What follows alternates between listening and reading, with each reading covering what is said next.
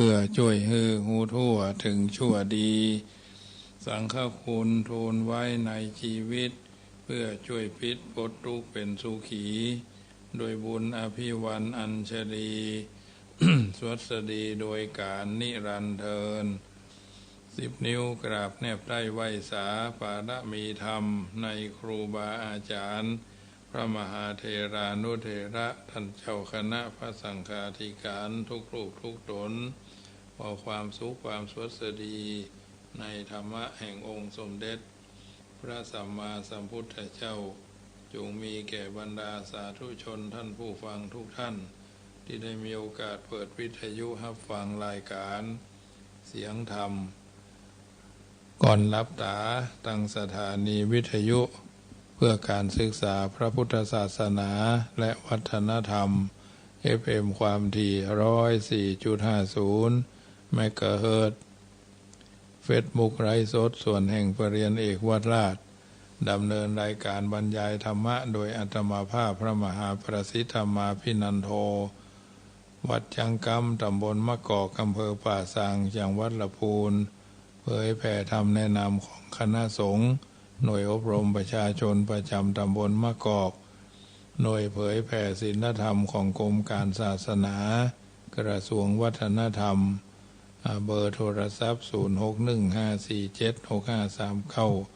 0615476539เป็นประจำเมื่อค่ำยามแลงของแต่ละวันเว้นไว้แต่วันศุกร์เนาะรายการนี้ก็ไม่ได้มาปะกับบรรดาญาติโยมสาธุชนท่านผู้ฟังทั้งหลายนำธรรมคำสอนจากรายการนี้ก็เป็นส่วนหนึ่งนำเอาอรรถสาระอันเป็นมังคละมาเวิญเจริญพรมาเป็นปฏิพรกับบรรดาสถานาบุญทั้งหลายได้ยินได้ฟังเป็นประจำพร้อมแล้วจะได้นำพาญาติโยมกราบพระไหว้พระเป็นลำดับไปเนอะกราบ1กราบ2กราบ3กราบ4กราบ5อรหังสัมมาสัมพุทโธภควาพุทธังภควันตังอภิวาเทมิกราบสวากขาโตภควตาธัมโมธัมมังนามัสสามิกราบสุปฏิปันโนภควโตสาวกสังโฆสังฆังนามามิกราบมาตาปิตุคุณังอหังวันตามิกราบคุณูปการีวันตามิกราบพระพุทธกราบพระธรรมกราบพระสงฆ์กราบระลึกถึงคุณพ่อคุณแม่กราบระลึกถึงคุณของครูบาอาจารย์ต่อไปก็ตั้งอกตั้งใจโยขันแก้ว5 โกฏากเนอ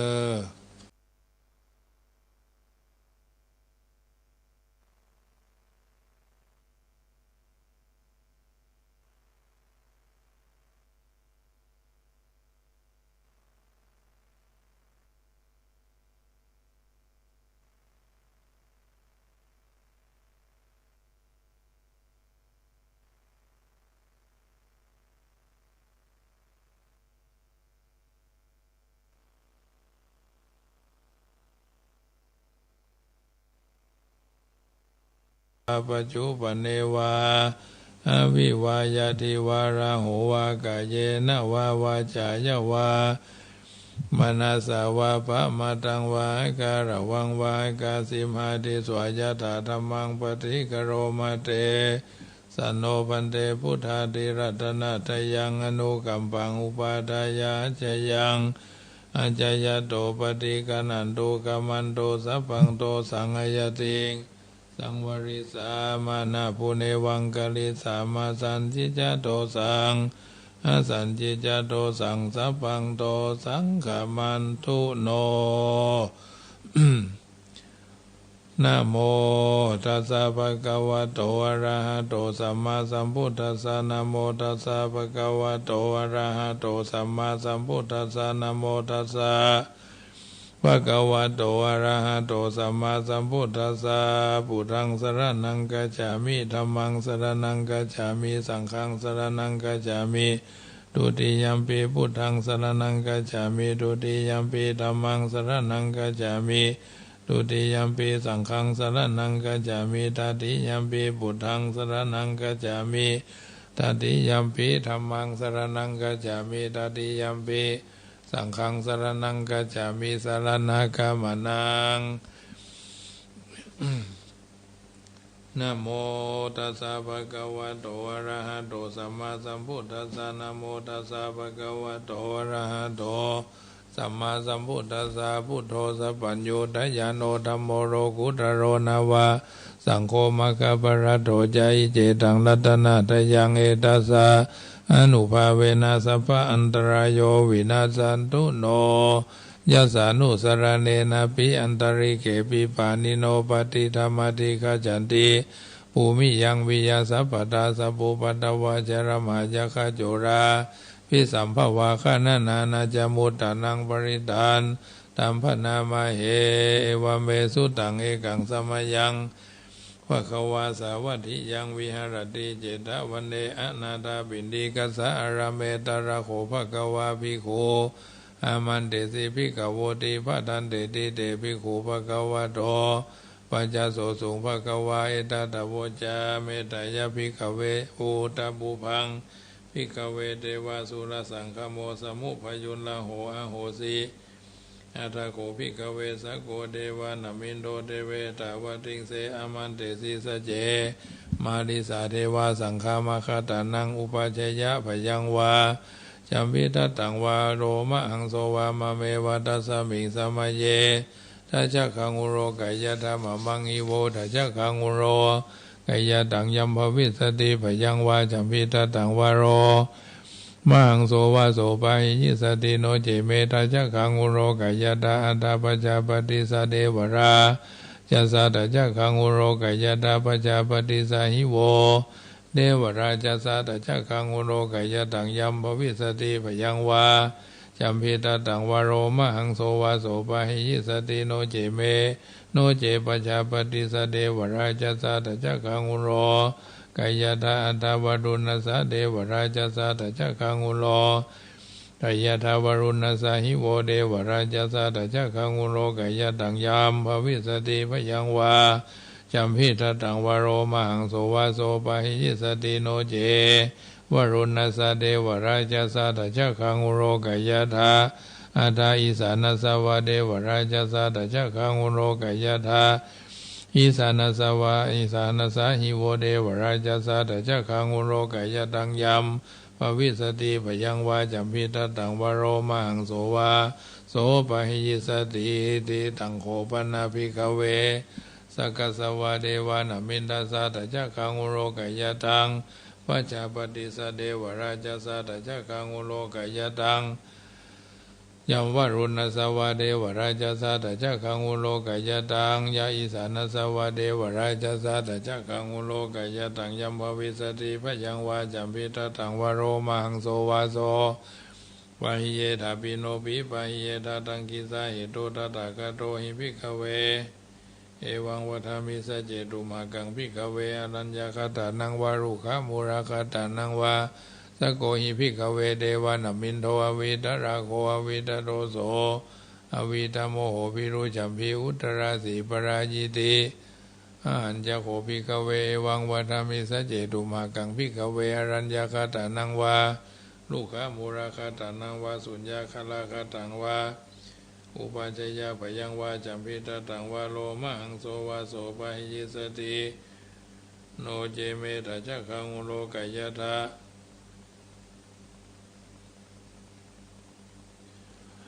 โนเจโนเจโนเจหันจะโขภิกขเวเอวังวัฏามิสเจตุมากังภิกขเวอรัญญคตานังวาลูกามุราคตานังวาสุญญาคราคตานังวาอุปาจยะพยังวาชัมพิทัตตังวาโรมหังโสวามะเมวะทัสสมิงสมัยเย อนุสรายธาอิติปิโสภะคะวาระหังสัมมาสัมพุทโธวิตระโควิตาโตโสวิตาโมโหวิรุจัมพีอรหังสัมมาสัมพุทโธสุขโตโรกาวิโทอนุตตโรปุริสัทธรรมสารติสัทธเทวมนุสสนังพุทโธ ภควติมะมังอิโวภิกขเวอนุสรตังยัมภวิสติปยังวาจัมพิตตังวโรมังโสวาโสปะหิยิสติโนเจเมทัจจคังโนเจมังอนุสรายธาอัฏฐธรรมังอนุสรายธาสวากขาโตภควตาธัมโมสันติติโกอากาลิโกเอหิปัสสิโกปนาญิโกปัจจตังเวทิตาโพวินโยหิติธัมมังอิโวภิกขเวอนุสรตังยัมภวิสติปยังวาจัมพิตตังวโรมังโสวาโสปะหิยิสติโนเจเมธาจโนเจธัมมังอนุสรายธาอัฏฐทังคังอนุสรายธาสุปฏิปันโนภควโตสาวกสังโฆอุจุปฏิปันโนภควโตสาวกสังโฆยายาปฏิปันโนภควโตสาวกสังโฆสามีจิปฏิปันโนภควโตสาวกสังโฆยติทังชัตตาริปุริสายุคานิอัฏฐปุริสาภุคลาเอสะภควโตสาวกสังโฆอหุนยโยปะหุนยโยตักขินยโยอัญชลีกาลนิโยอนุตรังบุญญเขตังโลกัสสติสังฆังหิโวภิกขเวอนุสรตังยัมภวิสติปยังวาจัมพิตตังวโรมหังโสวาโสปะหิยิสติตังคิสาเหโตตถาคตโตหิภิกขเวอรหังสัมมาสัมพุทโธวิทัรโควิทัตโตโสวิทัโมโหอภิรุอาจัมพีอนุตตราสีอปรายิติอิตามโวจาภควาอิทังวัตตวานาสุขโตอัฏฐปรังเอตถาวจาสัทธารัญเยรุขะโมเรวะสุญญาคาเลวะภิกขโวอนุสเรธาสัมพุทธังพยังตุมหากาโนสิยาโนเจพุทธังสรายาธาโรกะเจตังนราสาพังอัฏฐธัมมังสรายาธาปุญญานิกังสุเตสิตังโนเจธัมมังสรายาธานิยานิกังสุเตสิตังอัฏฐสังฆังสรายาธาปุญญาเขตังอนุตตรังเอวัมพุทธังสรันตานังธัมมังสังฆัญจาภิกขโวปยังวาจัมพิตตังวโรมหังโสนาเหสติอิติยัสสานุสราเนนะปิอันตริเกปิปานิโนปฏิธรรมติกาจันติภูมิยังวิยาสัพพดาสัพพุปตวาจารมหายคาจุราพิสัมภวะขณนานาจมุตตนังปริตันตัมพนามาเหการณิยมทาอุสเรนะยันตังสันตังปะทังอภิสเมจัสโกอุโจจะสุหุโจจะสุวะโจจะสามุทวนาติมานีสันตุสโกจะสุภโรจะอภกิโจจะสันลาหุกาวุติสันตินทริโยจะนิปโกจะอภคโภกุเรสุอนันุขิโตนะจะคุตังสมาจเรกินจิเยนะวิญโยปเรอุปวัฏโยสุขิโนวะเขมิโนหนตุสัพเพสัตตาภวันตุสุขิตตาเยเกจิปานาพุทธติตัสสาวาทาวราวานาวเสสาธิคาวเยมหันตาวมัชฌิมารสกาอนุกาธุราทิถาวเยจะอาทิตาเยจะดุเรวสันติอวิดุเรพุทธาวาสัมภเวสีวาสเปสัตตาภวันตุสุขิตตานะปโรปรังนิโกเพธานาติมัญเยทากถาจินังกินจิปยาโรสนาวัฏฏิกาสัญญาณัญญามัญญาสตุคามิฉายามาตายาธานิยังพุทธังอายุสาเอกพุทธามนุรเขวัมปิสัพพะพุทเตสุมานะสัมภาวเยปะริมานังเมตัญจาสัพพโรกัสสมิงมานะสัมภาวเยปะริมานังอุทังอโดจติริยัญจาสัมปะทังอเวรังอสัมปะทังติถันจรังนิสิโนวาสยาโนวาญาวัตสาวิกาตามิโตเอตังสติงอติทายาพระมาเมตังวิหารังอิตามาอุติตินจานุปกมมาสีลวาทัสเนนะสัมปันโนกเมสุวินัยยะเหตังในจตุกปัสสยังปุณณเรติติกรณียเมตตาสุตังสัพพสีวิสัจจตินังทิปมันตาคตังวิยะยนาสิทธิวิสังโฆรังเสสัญจปีปริสยังอนาเขตมิสัพพทะสัพพทาสัพพปานินังสัพพโสภินิวาเรติปริธานตัมพนามาเหวิรูปะเขหิเมเมตังเมตังเอราปะเดหิเมจะปยาพุเตหิเมเมตังเมตังกันหาโคตามาเกหิจาปัตตะเกหิเมเมตังเมตังทิปัตตะเกหิเมจตุปปัตเตหิเมเมตังเมตังปะหุปัตเตหิเมมามังอปัตตะโกหิงสิมามังหิสิทิปัตตะโกมามังจตุปัตโตหิงสิมามังหิสิปะหุปัตโตสัพเพสัตตาสัพเพปนาสัพเพพุทธาสัพเพพุทธะจักเกวราสัพเพพัตตรานิปัสสันตุ มากินจีปะปะมาเข้ามาอภะมาโนปุโธอภะมาโนธัมโมอภะมาโนสังโฆปะมานาวันตานิสิริงสัปปานิอหิวิชิกาสตาปฏิอุณนาภิสราภูมุสิกากัตตาเมละขะกัตตาเมปริตาปฏิกามันโดพุทธานิสวังนะโมภะคะวะโต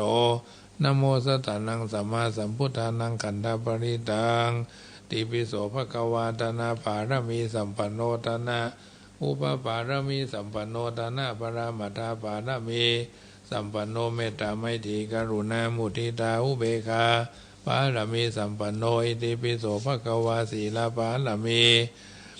สัมปันโนศีลอุปปารมีสัมปันโนศีลปรามัทธาปารมีสัมปันโนเมตตาไมตรีกรุณามุทิตาอุเบกขาปารมีสัมปันโนอิติปิโสภะคะวะเนกขมะปารมีสัมปันโนเนกขมะอุปปารมีสัมปันโนเนกขมะปรามัทธาปารมีสัมปันโนเมตตาไมตรีกรุณามุทิตาอุเบกขาปารมีสัมปันโนอิติปิโสภะคะวะปัญญาปารมีสัมปันโนปัญญาอุปปารมีสัมปันโนปัญญาภละมัทธาปารมีสัมปันโนเมตตาไมตรีกรุณามุทิตาอุเบกขาปารมีสัมปันโนอิติปิโสภะคะวะวิริยะปารมีสัมปันโนวิริยะอุปปารมีสัมปันโนวิริยะปรามัทธาปารมีสัมปันโนเมตตาไมตรีกรุณามุทิตาอุเบกขาปารมีสัมปันโนอิติปิโสภะคะวะสัจจะปารมีสัมปันโนสัจจะอุปปารมีสัมปันโนขันติปารมีสัมปันโนขันติอุปปารมีสัมปันโนขันติปรามัทธาปารมีสัมปันโนเมตตาไมตรีกรุณามุทิตาอุเบกขาปารมีสัมปันโนติปิโสภะคะวะสัจจะปารมีสัมปันโนสัจจะอุปปารมีสัมปันโนสัจจะปรามัทธาปารมีสัมปันโนเมตตาไมตรีกรุณามุทิตาอุเบกขาปารมีสัมปันโนอิติปิโสภะคะวะอธิฐานะปารมีสัมปันโนอธิฐานะอุปปารมีสัมปันโนอธิฐานะปรามัทธาปารมีสัมปันโนเมตตาไมตรีกรุณามุทิตาอุเบกขาปารมีสัมปันโนอิติปิโสภะคะวะเมตตาปารมีสัมปันโนเมตตาอุปปารมีสัมปันโนเมตตาปรามัทธาปารมีสัมปันโนเมตตาไมตรีกรุณามุทิตาอุเบกขาปารมีสัมปันโนอิติปิโสภะคะวะอุเบกขาปารมีสัมปันโนอุเบกขาอุปปารมีสัมปันโนอุเบกขาปรามัทธาปารมีสัมปันโนเมตตาไมตรีกรุณามุทิตาอุเบกขาปารมีสัมปันโนอิติปิโสภะคะวะตัสสะปารมีสัมปันโนตัสสะอุปปารมีสัมปันโนตัสสะปรามัทธาปารมีสัมปันโนเมตตาไมตรีกรุณามุทิตาอุเบกขาปารมีสัมปันโนโสภะคะวะอิติปิสวาโตสวาโตภาปัญญาปารามี30 ตาสวาธุภาปัญญาปารามีวัดแวดล้อมวิริยาปารามีออมระวังดีศีลปารามีบังออกบังดาเมตตาปารามีผ้าแป้ดังผืนทานะปารามีคือเป็นผืนดังต่ออุเบกขาปารามีคือก่อเป็นเวียงสัจจะปารามีแวดละวังดีเป็นไม้ไตกันตีปารามีกายเป็นหอกเป็นดาบบังนาไม้และปืนไฟอธิฐานะปารามีพันดาบไปทุกแห่งแข็งแข็งแห้งแห้งฝ่าฝูงหมู่มารปีสร้างภัยเปรตทุกทเวภพที่ฟังไปเนนั่งทอนละเนอัศจรรย์โซสะเหมือนฟันอยู่ข้างๆน้ำนาตีนองกวางดอกกวางแตกที่ฟองละนองละนอกกายเป็นเขาดอกดอกไม้ถวายบูชาพระแก้วแก่นไทยสถานพระผู้ทางเอ่ยจงมาภายโพดอนุญาตโทษโพดผู้ฆ่าแต่ดีหลีแม่ธรณีออกมาหิดมวยผมอยู่ที่ท่าช้างหายคายข้าจังงาซับเดียนพ้นนาทีลงพัดบายก็จังบายหักลูกเท้าพญามารห้องเอาปูนกัวกับย่อมือขึ้นทูลหัวใส่เก้าผู้คานีเล่าได้จีว่าลูกศิษย์พระพุทธเจ้าผู้มีบุญสมบานนั้นมากนักพระพุทธเจ้าจงตั้งพระปัญญาปาละมีไว้เก้าจันทั้งไว้ทั้งหน้าก็ได้เก้าจันทั้งไว้ทั้งหลังก็ได้เก้าจันทั้งแต่หัวแผ่วตีน ก็ได้เก้าจันตั้งแต่ตีนแผ่วหัวก็ได้เก้าจันแสนวาลูกปืนชักมาเสมอเหมือนฝนแสนหา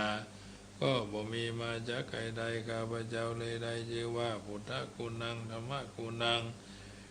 สังฆกุณังพุทธอินทาธรรมอินทาสังฆอินทาอัสสหแม่ธรณีผู้อยู่เหนือน้ำ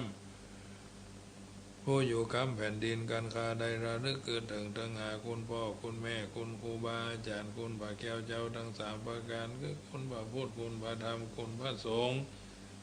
คุณแดดคุณฝนคุณน้ำคุณลมคุณไฟคุณกุศลเจ้าก็ดีคุณนางอุตราเจ้าก็ดีคุณพระปัจเจกเจ้าก็ดีคุณพระตนเมตตาภาวนาเจ้าก็ดีคุณพระตนเมตตาภาวนาเจ้าก็ดีจงมาสัมพิทักษ์รักษาคุ้มครองทั้งกำนาและกำหลังยังตนตัวแห่งข้าพเจ้าผู้ใดสัมพิทักษ์รักษาปกปักรักษาคุ้มครองรักษาให้อยู่เย็นเป็นสุขรับเป็นสุขตื่นเป็นสุขกันตัวหน้า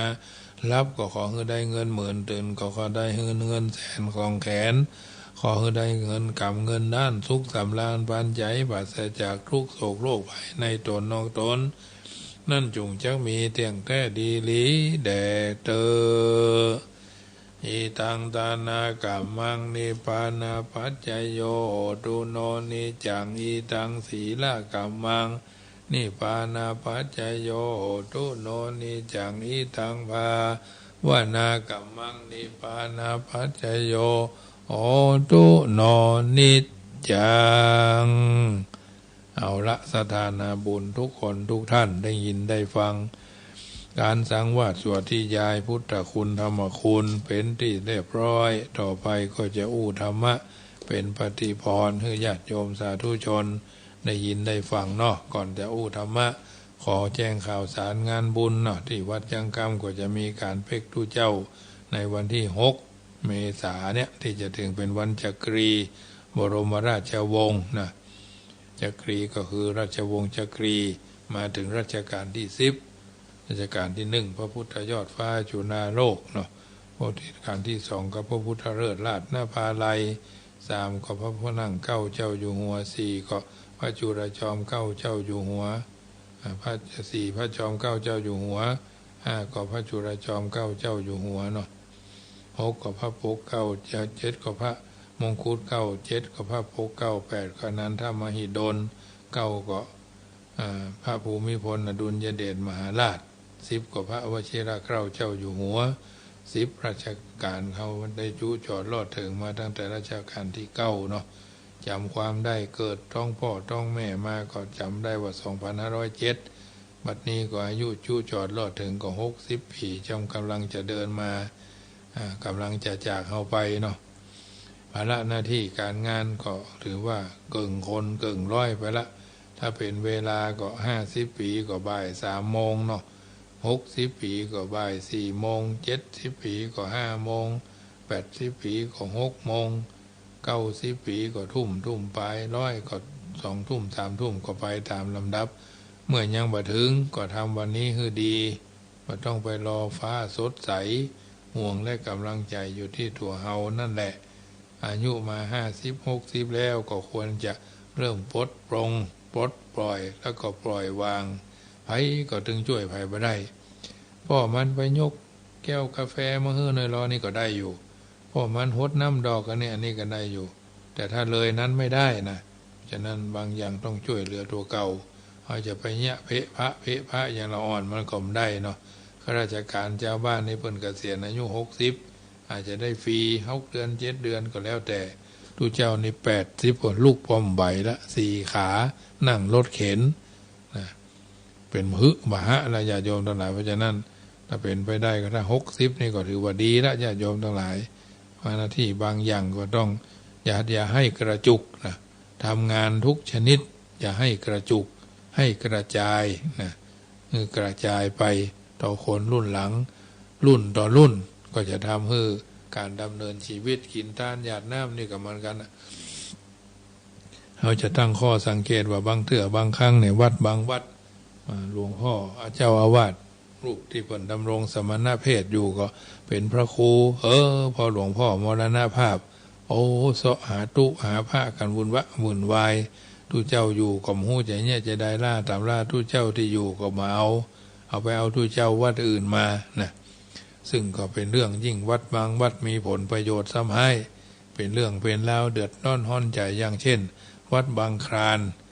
พวกจังหวัดนั่นก็จังหวัดพิจิตรเนาะที่หลวงพ่อเงินนะวัดบางคลานนะโอ้กว่าจะมีทุเจ้าแล้วเป็นเดือดเป็นดังกันวุ่นวายมันมีผลประโยชน์เนาะเพราะฉะนั้นมันจะเป็นผ้ารามหลวงเราเป็นผ้ารามลาดเป็นวัดลาดอันทุเจ้าหัวดำนี่อยู่ไหนก็ถึงมีวุ่นวายอันเขาย่ำมาบวชเห็นบางเถื่อบางวัดเนี่ยมาคุมเหรอก็ลามาบวชลาลูกลาเมียมาบวชเหรอนะเพราะฉะนั้นมันไม่ใช่เป็นเรื่องที่ดีนะครูบาเจ้าวัดพระพุทธบาทตาผ้าเป็นว่าวุ่นวายก็เงินวัดเงินวานี่นะน้อยเต้าแหนบแหลบเต้าเข็มนะตายไปปากเต้าหูเข็มในห้องวิทวัดเนี่ยบางเถื่อบางทีบางคนปัจจุบันเนี่ยจะมาไปเลี้ยงโรงทานเนี่ยน้องชนเผ่าบนดอยเนี่ยเพิ่นกินแท้ๆนะเพิ่นไม่ใช่ห่อบ้านเฮานี่กินเนี่ยกินบ่พอห่อด้วยเอาไปฮื้ออีกแก้วเราไปฮื้ออีกคำนะเพิ่นว่าปากกว้างเหลือต้องพี่น้องชนเผ่านี่สมมติเพิ่นเดินทางมา3 คนเพิ่นก็กินแค่3 ถ้วยคนละถ้วยหรอกมา5 คนเพิ่นก็กิน5 ถ้วยก็ถ้าไปอิ่มเพิ่นก็อาจจะต่อเนาะเพิ่นกินขนมนมอะไรกินล้ำอย่าโยเฮานั่งพอเพิ่นนะมันใช่ว่านั่งลิชานะเฮาก็ฉันแล้วไปนั่งพอกินขนมก็กินของหวานกินจนอิ่มนะนั่งกินกันเป็นแตะเป็นว่าไม่ใช่นั่งโต๊ะนั่งตั้งอย่างบ้านเฮาหรอกเนี่ยสังคมวัฒนธรรมแสดงว่าพี่น้องคนดอยดีแต่คนพื้นราบกันอย่างเนนแต่ก่อนอาตมาภาพเอาเนนมาบวชเนาะเนนบนดอยก็เนนเมืองนะเนนเมืองนี่ค่ำเนนดอยนะเนนบนดอยนะค่ำเปิ้นหิงอย่างนั้นอย่างนี้หิงมันด่าเปิ้นเป็นบอกกังนั่งนี่นะเน้นพื้นราบเขาเนี่ยนะเปิ้นเขาว่าสวกในบ้านเนาะเขาเปิ้นยังอุตส่าห์มาเนี่ยเขานี่ยังมีปัญญาที่จะไปนะเพราะฉะนั้นเรื่องต่างๆเหล่านี้เราต้องข้อสังเกตเป็นผู้นำนะยิบตั้งแต่1ไปจนถึง100นะเพราะฉะนั้นต้องค่อยสังเกตนอนอยู่ด้วยกันเนาะอาจจะมีการว่องแว่งมีการดื้อน้อยก็เป็นธรรมชาติถ้าบ่ดื้อเลยก็บ่ใช่หนิมลงไปก็ยังว่าเป็นเอสโดยก้นละแมนแต่มีเอสนะเพราะฉะนั้นสิ่งต่างๆที่เราจำเป็นจะต้องใส่ใจบางทีบางครั้งช่วงนี้เป็นช่วงแห่งการกินการทานเนาะฉลองพระครูวัดเหนือวัดใต้พ่องบวชภาคฤดูร้อนพ่องเป็กภาคฤดูร้อนพ่องปอยสั่งรองพ่องนี่นะวันก่อนนั้นไปวัดห้วยเกียงแม่วินตำบลแม่วินอำเภอแม่วางพระหลวงพ่อวัดจันต้นลุงวะอำเภอแม่แตงวะเพิ่นก็มาทางเพชรนะเอาเนนอ้วนมานี่กี่ข้าวลำไม่ได้ไปจะเนนอ้วนนี่เพิ่นไม่ชอบเพิ่นห้องว่ากี่ข้าวลำไม่หรอกก็มาอยู่โดยมาซักช่วยกันโอ้เล่นโทรศัพท์ตลอดการละนานเทินเนาะเนี่ยเพราะฉะนั้นสิ่งต่างๆสิ่งละอันพันละน้อยเนี่ยเขาต้องใส่ใจสนใจบาดปล่อยสั่งลองพี่น้องไตเพิ่นมาอยู่เมืองไทยพวกยังประเพณีม่วนงันสันเล่ากันเนาะที่วัดพระสิงห์ก็บวชวันพุธเนาะวัดพระพุทธบาทผ้านี่บวชไปแล้วบางวัดก่อนน้อยบางวัดก่อนนักเอาแล้วแต่ธรรมาภาพนี่วันที่6นี่จะเพ็กตุเจ้า3 ตนถ้าอุปชาเจ้าคณะอำเภอบ่ได้มาอาตมาภาพก็ต้องเป็นเองเนาะ เพราะว่าผ่านการอบรมมาแล้วก็ต้องทำหน้าที่ให้ดีที่สุดเพราะฉะนั้นเหมือนหมอเหมือนแพทย์เหมือนพยาบาลเหมือนความชำนาญการเนาะใหม่ๆมันก็เก้อเขินเป็นธรรมดาแต่ถ้าเรามีสติความระลึกได้สัมปชัญญะความรู้ตัวงานยากอย่างใดมันก็คงทำได้เพราะถ้ามันยากเกินไปก็คงมีไผทำเพราะฉะนั้นหลายสิ่งหลายอย่างนะบวชภาคฤดูร้อนก็ดีบวชสั่งรองก็ดีประเพณีเสร็จเนี่ยมันเป็นขนบธรรมเนียมประเพณีพิธีกรรมวัฒนธรรมที่สืบกันมาวัดบางวัดที่เป็นพระอุปชาก็ต้องจัดหาต้องบอกเจริญพรว่าต้องมาบวชบางทีบางครั้งสำหรับที่วัดแจ้งคำก็มีอัตลักษณ์เป็นของตัวเก่าบวชตรงนี้ฉันอยู่ตรงนี้ถือว่า15 วันก็ดี7 วันก็ดีเอาแต่สบายใจ บางคนเพิ่นก็ห้าเป็นเจ้าภาพร่วมกันมาก็ถือหน้าอนุโมทนาในบุญขินบุญทานที่ท่านทั้งหลายได้ร่วมกันมาเนอะคุณโยมสุพรรณษาแก้วโฮก็ร่วมทำบุญมาส่วนหนึ่งเป็นเจ้าภาพเพกตู้เจ้าหนึ่งตนอนุโมทนาสาธุด้วยเนอะโอนมาแล้วโยมพ่อวิทูลโดยสเกตก็ร่วมทำบุญมาเช่นเดียวกันซึ่งเพิ่นแต่ละคนเพิ่นก็ห้อมกันมาอยู่เป็นประจำมีการเหนือการใต้เพิ่นก็ร่วมทำบุญกันมาบางเทื่อพวกก็อาจจะรอฟังเนาะรอฟังการประกาศคนที่เพิ่นร่วมทำบุญมาทั้งนี้ทั้งนั้นแต่ละคนก็มีใจอันเป็นกุศลร่วมบุญร่วมกุศลส่วนใดส่วนหนึ่งกันเป็นประจำเป็นระยะเนาะงานกินงานตาลนี่เป็นงานที่เขาทำกันมาโยมแม่ปิยธิดาตรียาพรก็ร่วมทำบุญกันมาเมื่อวันก่อนเนาะซึ่งแต่ละคนแต่ละท่านก็ตั้งเจตนาปรารภว่าใครทำบุญส่วนที่เป็นบุญเป็นกุศลเพื่อจะเป็นการชำระความตระหนี่ที่เหนียวเนาะที่จะเกิดขึ้นในขันธสันดานของแต่ละคนเป็นการชำระมันยากเหมือนพระเวสสันดรกว่าจะไปทานลูกทานเมียได้เนาะเพราะฉะนั้นวันก่อนคนครอบครัวคุณโยมโสรัชยะนะประจงแสงสีนางสาวอภิญญาเดชารัตน์เพิ่นก็ร่วมทำบุญโฮงทานอันนี้ผ่านไปแล้วเนาะร่วมทำบุญโดยท่านนั้นมาก็ครอบครัวพ่อวิทูลแม่บัวพัดใจมาคันนี่ก็ร่วมทำบุญก๋วยเตี๋ยวโดยที่บนดอยเนาะคราวก่อนเพิ่นทำบุญบวชพระเปกตู้500สาธุอนุโมทนาคุณโยมจามจุลี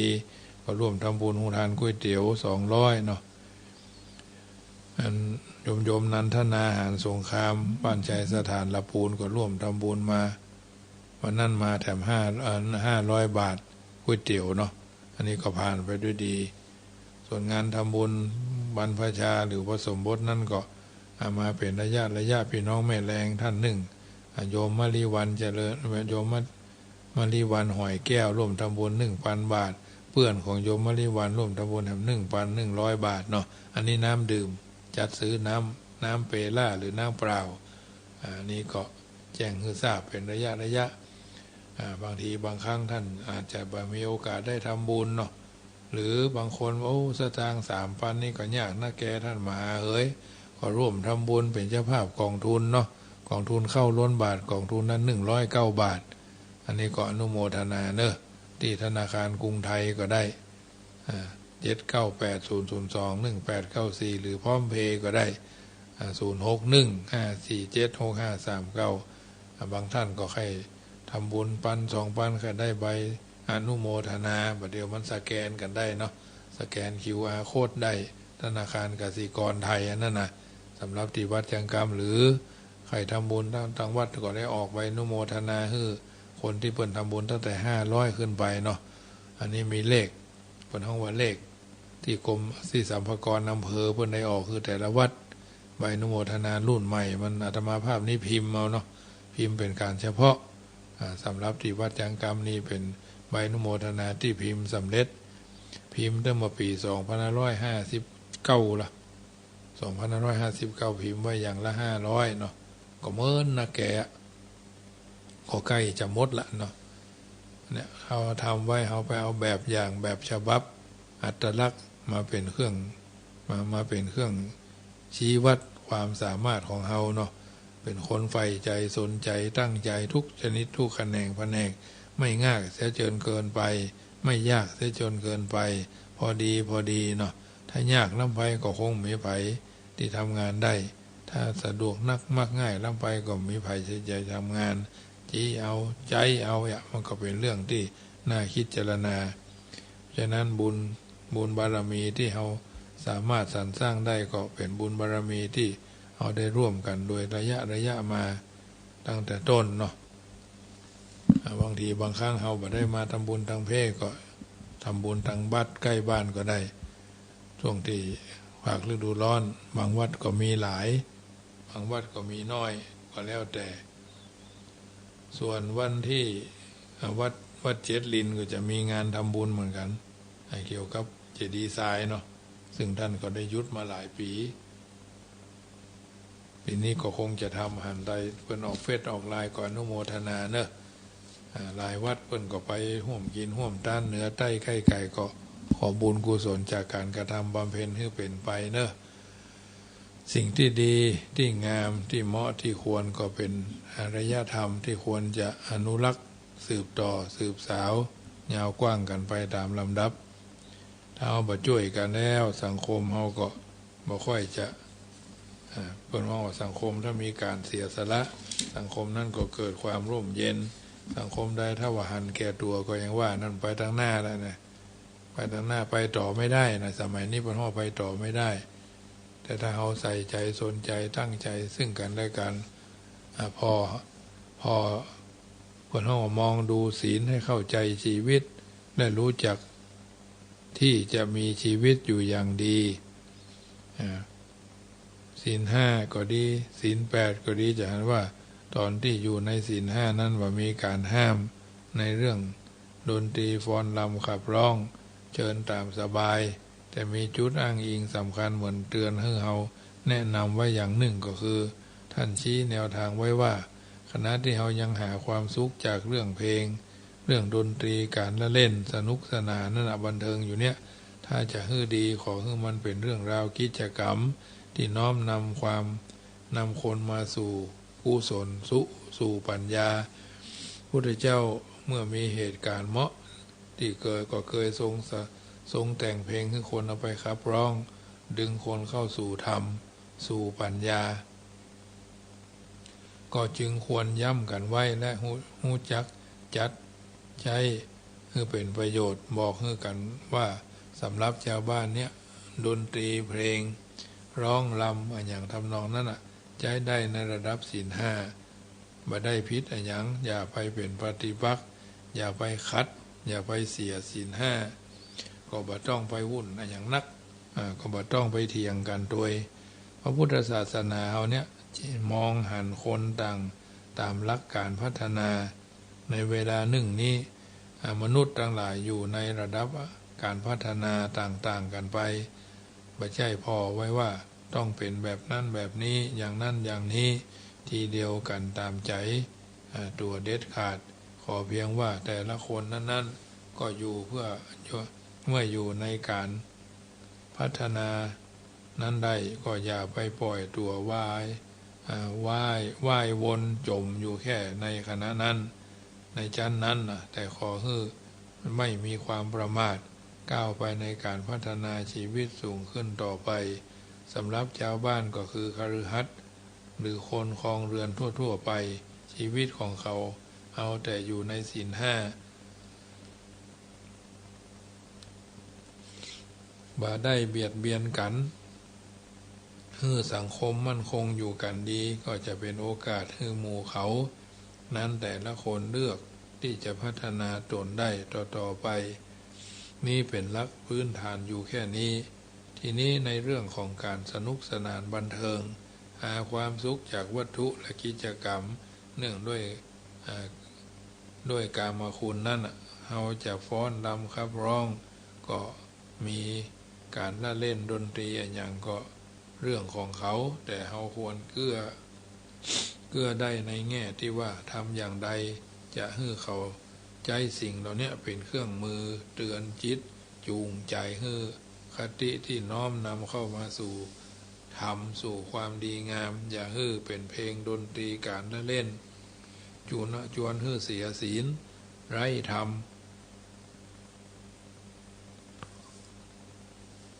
จักจูงให้คนให้มกมุ่นมัวเมาหลงระเริงจมอยู่ในความประมาทแต่ให้เป็นเพลงที่โน้มน้าวจิตใจไปสู่กระบวนการพัฒนาจิตใจและปัญญาชวนให้คนมีกำลังใจทำความดีละเว้นความชั่วนะบทคาถาสวดมนต์เนี่ยเพิ่นห้องตามคำบาลีก็มีอยู่ในจำพวกเพลงเป็นคีตะเป็นคีติการสวดหรือการกล่าวคาถาของพระภาษาบาลีบางที่ก็ใช้คำเดียวกันกับคำว่าร้องเพลงแต่บ่ได้ใช้ในทำนองเดียวกันบางทีเพิ่นเพิ่นเล่นเสียงเนาะ เป็นสวดสียาเนี่ยสวดเทศธรรมมาที่ธรรมมหาจารย์เนี่ยทำนองเนี้ยนะทำนองระบำแต่ละกันข้อความเดียวกันพระกล่าวหรือสวดด้วยทำนองอย่างหนึ่งแต่ชาวบ้านเอาไปร้องเพลงด้วยทำนองขับร้องเขาก็แห่งอย่างหนึ่งอย่างในอัตถกถาแห่งหนึ่งเล่าเรื่องพระมหาสาวกท่านหนึ่งอาจจะนำ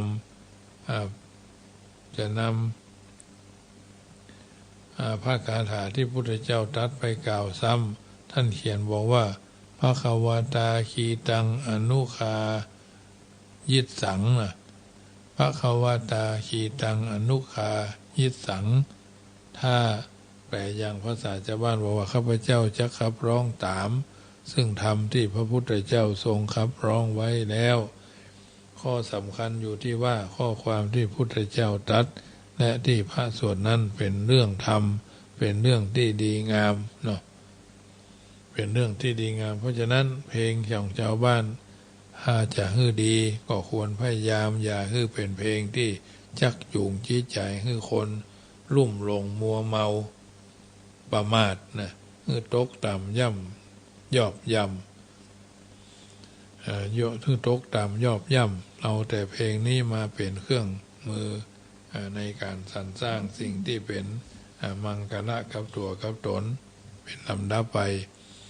เป็นเครื่องมือช่วยเหลือสิ่งต่างๆในสิ่งต่างๆที่เกิดเป็นบุญเป็นกุศลเป็นบารมีกับตัวกับตนเอาท่านทั้งหลายก็ถือว่าเป็นสัจธรรมที่เกิดขึ้น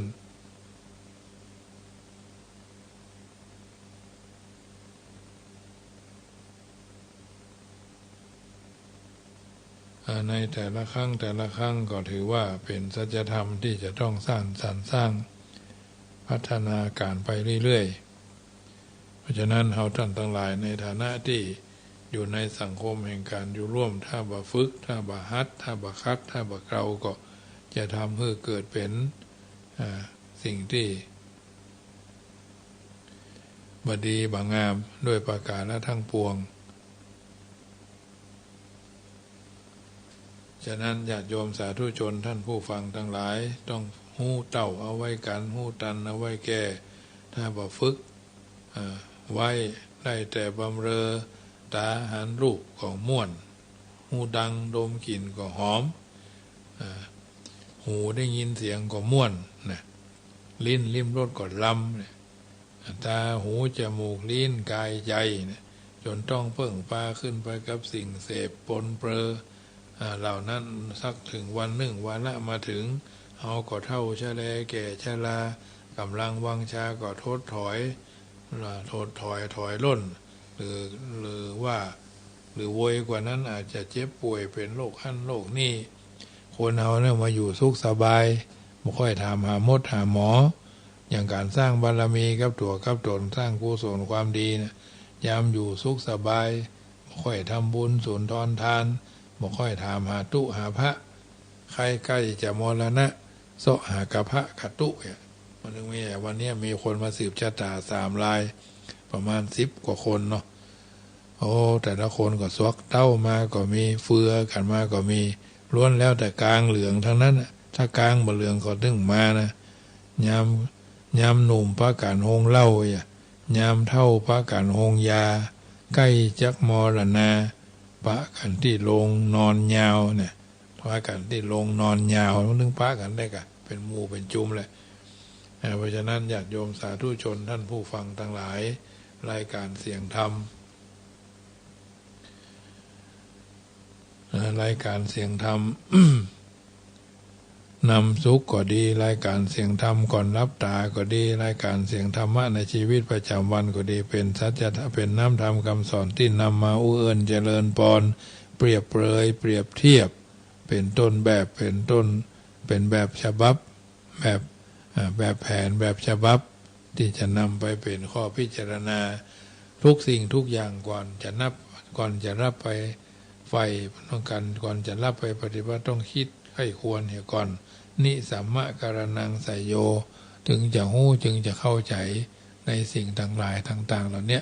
เป็นบรรทัดฐานเพราะฉะนั้นญาติโยมสาธุชน ท่านผู้ฟังทั้งหลายก็ได้ยินได้ฟังสิ่งต่างๆเหล่านี้แล้วก็ถือว่าเป็นส่วนหนึ่งนำมาเอื้อนเจริญพรให้ญาติโยมทั้งหลายได้ฟังกันเนอะเจริญพรแม่สีทรแม่กำลังใจเด้อสาธุสาธุเจ้าถ้าจะบอกวัดโบราณนามาแม่จะไปใครได้ใบโมทนากะเจ้าเดี๋ยวอย่าไปฮื้อเนอะแม่ได้เอาไปจ้าไปเจ้าได้เจ้าไปฮื้อเนอะเจ้าสาธุสาธุแม่สีทรป่าไผ่สันทรายนี่ประกอบเป็นแฟนครับทำบุญอยู่หั่นอยู่นี่อยู่เป็นระยะบางคนเพิ่นเอาไปลดหย่อนผ่อนภาษีเนาะเก็บหอมรอมริบปีนี่พวกก็เอาไปเตื้อหนึ่งซึ่งบางสิ่งบางอย่างเพิ่นก็เอาไปเป็นที่ระลึกเนาะไปเป็นที่ระลึกบางทียังเพิ่นโปรดพระเพ็กตู้ก็มีฉายาบัตรเนาะเอาไปไว้เป็นที่ระลึกว่าครั้งหนึ่งเคยเพ็กเคยบวชที่หั่นที่นี่กะเพราะฉะนั้นได้การเสียงธรรมก่อนรับตาผู้เอิญเจริญพรมาก็คงจะสมสมัยได้เวลาจะขอนำรายการจะท่านไปก่อนฮับแฟนฮับเบอร์ก่อนเนอะแฟนพันธุ์แท้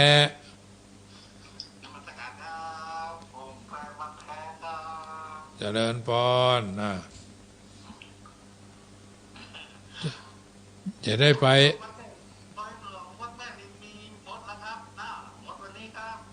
แล้ววันนี้ล่ะกะหมดวันนี้แล้วครับอีก3 วันครับผมไม่ได้บอกครับที่บ้านเอาโคตานเหมากะเอาอยู่ครับถวายไปเรียบร้อยแล้วเนาะสาธุอนุโมทนาเนอะสาธุโมทนาก็ทางเฟซก็มีโยมลุงละพินกันทาสี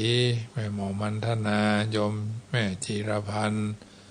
แล้วก็หลายคนนะเป็นพลังเงียบก็หลายคนเนาะทางนี้ทางนั้นวันพรุ่งนี้ก็เป็นมีรายการเสียงธรรมะในชีวิตประจำวันจันทร์การพุธเนาะเป็นประจำทุกๆสัปดาห์ก็หลายครั้งที่ไม่ได้จัดรายการเพราะว่าติดท่านติดนี่งานเหนืองานใต้ทางนี้ทางนั้นก็เป็นธรรมดาความรับผิดชอบก็สูงขึ้นหลายสิ่งหลายอย่างก็ได้รับอนุโมทนาวันก่อนนะคนโยมแม่โยมพี่รุ่งละพินประกอบปาคุณโยมมาร่วมทำบุญยังได้เอาไปถวายเพื่อนเด้อนั่นแหละเดี๋ยวจะนอนวุฒิชาติได้รับก็คงจะได้ประกาศวิทยุคือเจ้าของเจ้าสถาเพิ่นทราบเกี่ยวกับการทำบุญปิดทองพระบรมธาตุเจ้าดอยสุเทพเนอะฉะนั้นวันนี้รายการเสียงธรรมก่อนรับตาสมสมัยได้เวลาจะขอนำรายการจะท่านไปก่อนวันพรุ่งนี้อย่าไปลืมวันศีลวันพระเนอะวัดใกล้บ้านที่เพิ่นทำบุญกันบางท่านก็ไม่ได้ไปวัดก็อาจจะใส่บาตรเนาะบางท่านก็เป็นทำการทำงานไปแต่เจ้ารับผิดความเป็นผู้นำละในหน่วยงานนั้นๆก็คงจะต้องไปทำหน้าที่ตามที่ได้รับมอบหมายได้รับการแต่งตั้งไปตามลำดับฉะนั้นค่ำคืนนี้ก่อนจะรับจะนอนก็ไหว้พระสวดมนต์อธิษฐานแผ่ภายยายบุญท่านทั้งหลายได้อยู่เย็นเป็นสุขรับเป็นสุขบ่เฟิดบ่ภาวาดภาวานึกถึงว่าเราเกิดมาชาตินี้ได้ทำหน้าที่วันนี้เราทำดีมากทำดีน้อยทำดีเสมอตัว